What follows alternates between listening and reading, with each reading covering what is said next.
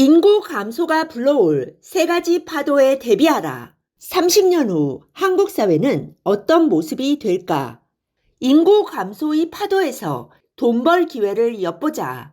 몇 년 전부터 한국 사회의 근간을 뒤흔들고 있는 현상이 하나 있습니다. 경제에서부터 각종 사회 제도, 사람들이 생활 양식까지 모두 바꿔놓고 있는 이 트렌드는 바로 인구 감소입니다. 이제는 출생률 감소를 넘어 인구 감소까지 염려해야 할 상황인데요. 오늘은 머니 트렌드 2023이라는 책을 통해 인구 감소가 불러올 세 가지 파도가 무엇인지, 이 인구 감소의 파도에서 어떤 기회를 엿볼 수 있는지 알아보겠습니다. 첫째, 정년이 연장된다. 이 책은 한국의 인구가 감소하면서 불러올 첫 번째 파도는 바로 정년 연장이라고 말합니다. 불과 10년 전만 하더라도 사후정, 5, 6도라는 말이 유행했었는데요.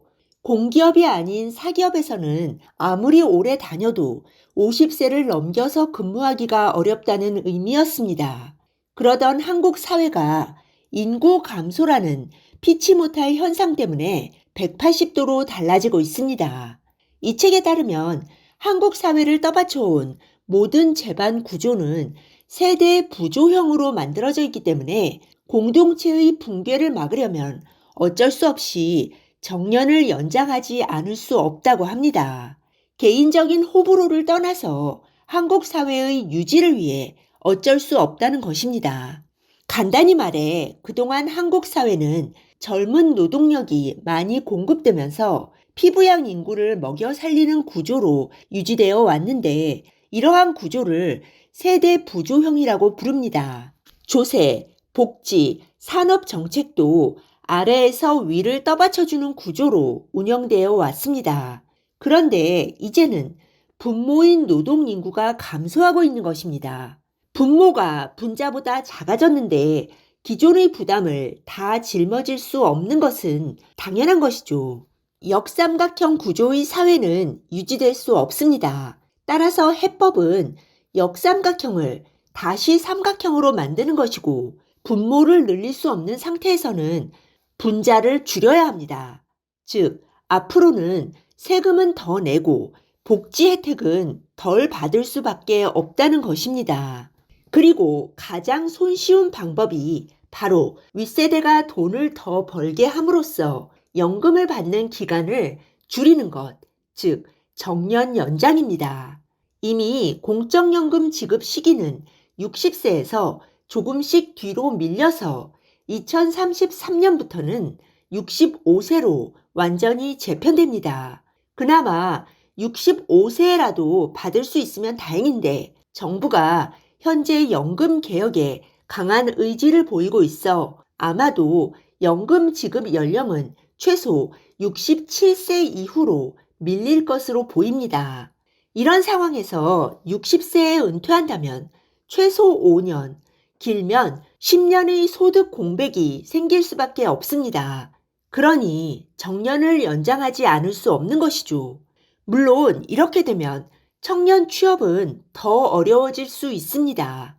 아버지와 아들이 일자리를 놓고 경쟁하는 상황이죠. 하지만 우리보다 앞서 고령화를 겪은 서구 사회를 보면 모든 나라가 정년을 연장하고 연금 개시 연령을 늦춤으로써 연금 제도의 파산을 피했습니다. 한국이 예외가 되기는 힘들 것으로 보입니다. 인구 감소가 불러올 두 번째 파도는 증세입니다. 이 책에 따르면 초고령 사회가 임박할수록 증세는 필수라고 말합니다. 우리가 복지국가라고 부러워해온 유럽 국가들을 보면 세금이 매우 높습니다. 소득세만 높은 것이 아니라 부가세도 높아서 물건값도 비싸고 특히 노동력이 들어가는 서비스 비용이 높습니다. 그래서 부자 나라라는 인식과는 달리 보통 사람들의 가처분 소득은 여유가 없습니다. 외식도 거의 못하고 어떻게 보면 궁상스러울 정도로 물건을 아끼면서 삽니다. 임금이 높아도 물가도 그만큼 높은 데다가 세금이 많아서 모으고 소비할 수 있는 돈이 없는 것이죠. 당연히 세율을 높이면 지지율이 떨어집니다.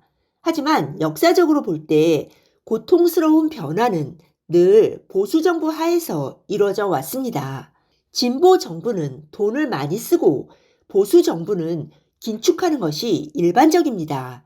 이 책에 따르면 증세는 조세 저항이 적은 순서대로 이루어질 것이며 따라서 간접세에서 시작해서 소득세까지 건드릴 가능성이 높다고 합니다. 간접세라면 부가가치세가 대표적인데요. 한국은 소득세에 비해 부가세가 낮은 나라입니다. 소득세에 손을 대려면 당장 저항에 부딪힐 것이기 때문에 간접세를 먼저 올릴 가능성이 높습니다. 부가세에 이어 소득세를 개편하더라도 최고 세율을 올리거나 신설하기보다는 중간 세율 구간을 건드릴 가능성이 클 것 같습니다. 왜냐하면 한국의 소득세 최고 세율은 이미 OECD 최고 수준이기 때문이죠. 외국에서 살아본 분들은 아시겠지만 한국은 최고 세율이 높음에도 불구하고 돈을 모으기가 비교적 수월한 나라였습니다. 왜냐하면 소득세 하위 구간과 중간 구간의 세율이 매우 낮기 때문입니다. 이렇게 하위 세율과 중간 세율이 낮으면 고소득층도 조금은 이익을 봅니다. 저소득층만큼은 아니지만요. 복지 국가로 알려진 나라들은 최고 세율은 오히려 한국보다 낮고 최저 세율은 무려 20% 이상에서 시작합니다. 이와 더불어 사회보험료, 즉 준조세도 인상될 것입니다. 5대 사회보험으로 불리는 국민연금, 산재보험, 건강보험, 고용보험, 노인 장기 요양보험의 보험료가 급격하게 높아질 것입니다. 이 역시 이번 정부 임기 내에 시행될 가능성이 높다고 합니다. 인구 감소가 불러올 세 번째 파도는 바로 이민입니다. 주요 선진국들은 인구가 자연 감소하더라도 해외 유입 덕분에 총 인구는 늘어나고 있다고 합니다. 그리고 지금의 인플레이션을 유발시킨 최대 원인 중 하나도 최저임금을 비롯한 전체적인 임금 수준이 급격하게 상승했기 때문이죠. 결국 인플레이션을 완화하고 한국의 기간 산업을 유지하려면 해외 노동력의 유입 외에는 달리 방법이 없다는 것입니다. 네, 오늘은 머니 트렌드 2023이라는 책을 통해 인구 감소가 불러올 세 가지 파도가 무엇인지 알아보았습니다. 네, 오늘 들려드린 내용이 도움이 되셨다면 구독 버튼, 좋아요 버튼 꾹 눌러주세요. 그리고 알람 버튼도 꾹 눌러주세요. 지식퀸의 새 영상이 올라오면 제일 먼저 받아보실 수 있습니다. 감사합니다. 다음에 또 만나요.